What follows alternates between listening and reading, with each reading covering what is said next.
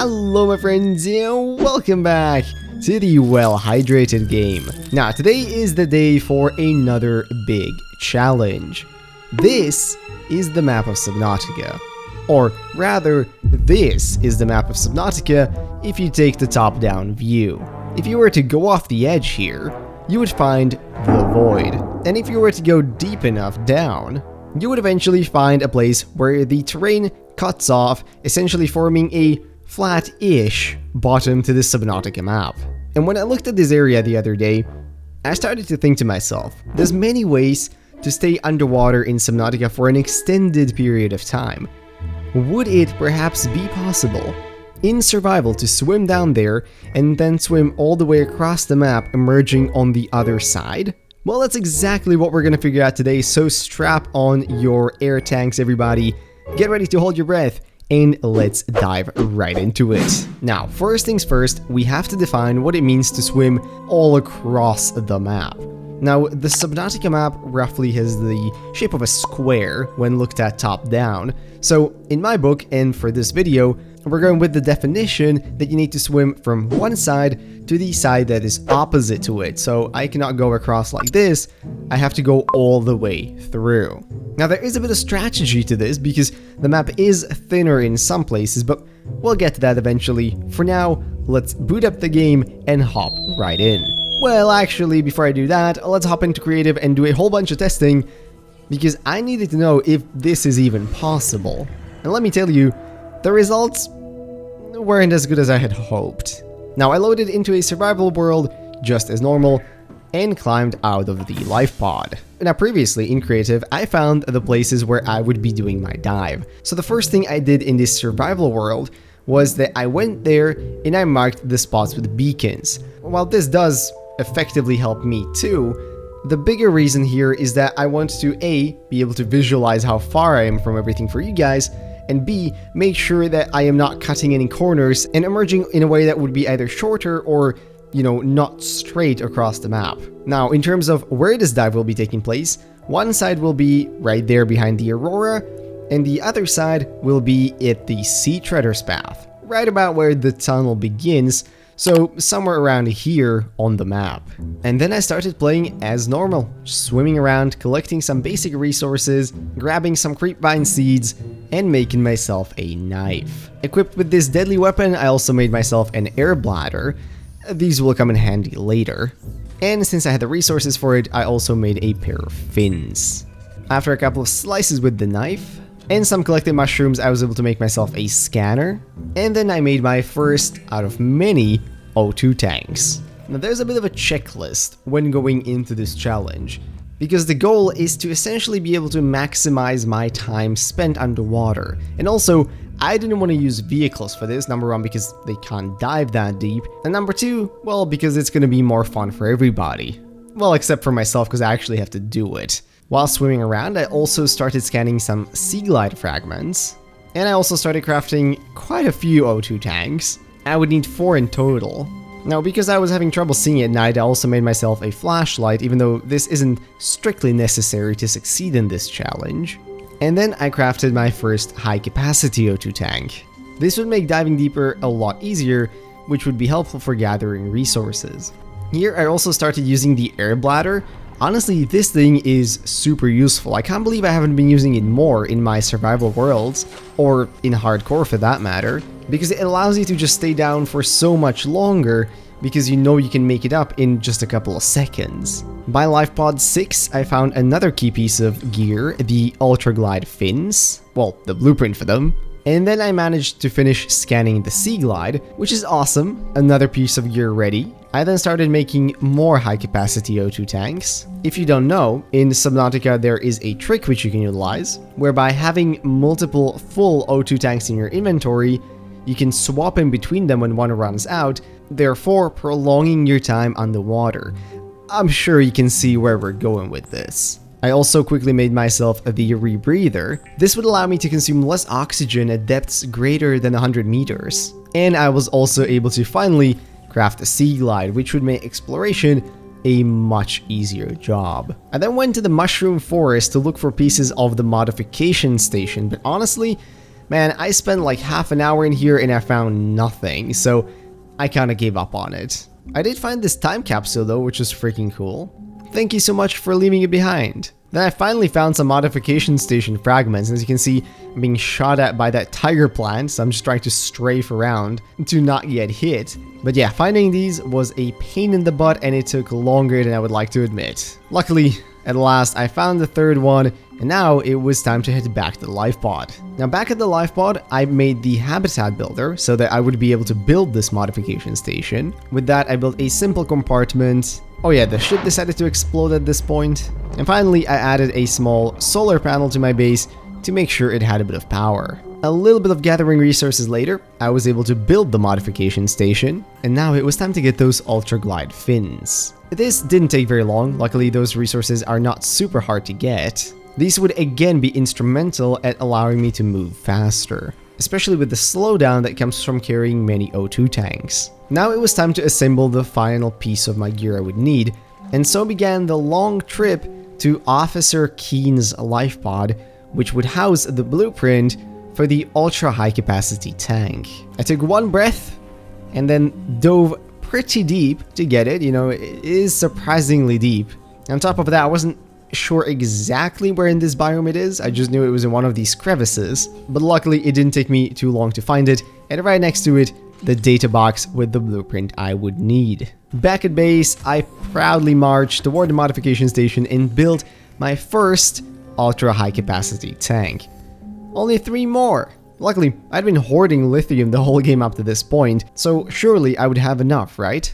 Yeah, I was 1 short. Now at this point I realized there would be another challenge, because previously I had tested that this works starting at the edge of the void, but of course that edge isn't at the surface. It's like 350 meters deep or something, and I would need to be able to get that deep. So I decided to build a couple of pipes and an air pump so that I can pump some oxygen toward that start. Now let me tell you, dragging these pipes down at the very edge of the void in pitch darkness was unnerving, let's just say. Yeah, I would really not recommend doing this. Then, because I was a Dumbo before and didn't have enough lithium, I made a quick trip to the mountain island to get the last remaining piece, almost died to that warper too. And then finally, I was able to build the last tank. And at this point, I was thinking, I have it all. I mean, I'm pretty much ready for this challenge. And that's when it dawned on me. I hadn't fixed the ship. It is still radioactive and I plan to surface right next to it. That will kill me. Well, crap. I made 3 more air bladders. I would be using these during the final ascent. So yeah, I made the radiation suit, and then I made the repair tool, and it was off to the Aurora. While there, I started scavenging a couple of boxes. Might as well get some water and some batteries if I'm there already. And then it was time to enter the Aurora. I filmed this because last time some people accused me of cheating since I didn't build the propulsion cannon, yet I was still able to get in. This isn't actually difficult to do at all. If you're willing to take a bit of damage, you can just walk up onto this ledge right here and drop straight over that debris. In the engine room, I went about fixing all the leaks while getting bit by the creepiest animal in the game. And then it was finally time to get back to the life pod and get ready for this challenge. Oh, and by the way, getting back over these is very easy too. So it was time to put everything I would need into the container in my life pod and get myself fully equipped. Here you can see sort of the final equipment that I'm going to go with. I made sure that my Sea Glide would be reloaded too, and I packed all the remainder of what I had with pipes so that I could build the pipe even a bit deeper, save the game, and it was time to set off. I built the pipe as deep as it could go, saved the game, double checked that I have everything one last time, and then I toggled the fog off so that you guys could actually see what we're doing, and the dive started. The first challenge is to reach Beacon 2, that is the official start that I marked to the void, and you might be wondering, Bacon, how on earth are you gonna survive the ghost leviathans in the void? Well, here's the thing. If you press yourself tight enough into the wall while going down into the void, for a pretty long chunk of the time, you can actually remain in the biome that it borders, and so no ghost leviathans would spawn. Then afterwards, as soon as we dip under the map, the game actually recognizes that we are in the biome that we're closest to up above, and so again, the ghosts will leave us alone. This means we will have a couple of close encounters, but hopefully not too many. Here, as I'm delving down into the void, you can see the depth number increase quite rapidly, And you can see that I'm really trying to rub my shoulder up onto the wall as much as I can, while trying to intently listen for the signs of a ghost leviathan spawning. Here the first one comes barreling through the wall, as you do, but I was able to dodge it by just, sticking real tight and close to it. And then of course I couldn't go down into this ice cream cone down here, so I had to swim out and fit into this little crack to the outside, where I would again keep hugging the wall, while more ghost leviathans would come charging at me. Luckily at this point, I could make a quick turn, and if I didn't get stuck, I could actually get underneath the map. And so the long swim begins. There you can see the last ghost leviathan turning around and giving up on the chase, thank goodness. And ahead of me, 3,000 meters, there's a beacon. This is also pretty cool. Here you can see how the map kind of opens up a bit again. Of course, I can't surface here, but it is interesting to see this sort of leftover or maybe outside geometry that's containing the biomes within. Here you can see the first challenge emerge though. A massive wall appears in front of me. That's right, the bottom of the map is most definitely not a straight line. It actually dips quite a bit deeper than I am right now, so I had to contend with this as I swam. Soon enough, you can see the swim to the surface option. My oxygen is about to run out, and here it's all about staying calm and maximizing the air you have. I'm waiting until my screen starts to fade to black, then I open up the inventory, swap to a new tank, and continue swimming. Okay, at this point I also figured I should be dropping the ultra high capacity tanks, since I believe having them in your inventory imposes a speed penalty on how fast you swim. And so the depth increased and the swimming continued. You can see we've passed the 1600 meters mark, and the map still keeps getting deeper. Now at nearly 2000 meters deep, we've reached what is the deepest point of this journey. And you can see before too long I am running out of oxygen again, so it's time to perform another swap, and I have to stay focused without deviating from the goal. Then night fell, so I couldn't see a single thing. So, I made it day so that, again, you guys can see.